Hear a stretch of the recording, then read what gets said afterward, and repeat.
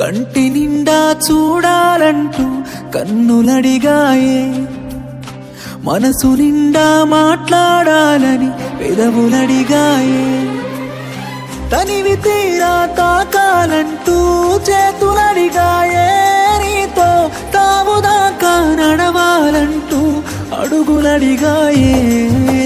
పెళ్లి చేసుకొని వేరే ఊరు వెళ్ళిపోతే నీ ప్రేమ తలుసుకొని చస్తూ బతుకుతున్ననమ్మా.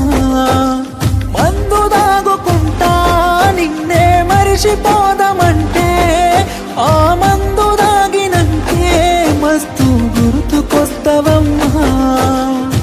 సీతారాములలాగే కలిసుందామనుకుంటే రాధాకృష్ణులలాగే విడిపోయామానే, కలిసుంటే బాగుండేదమ్మా.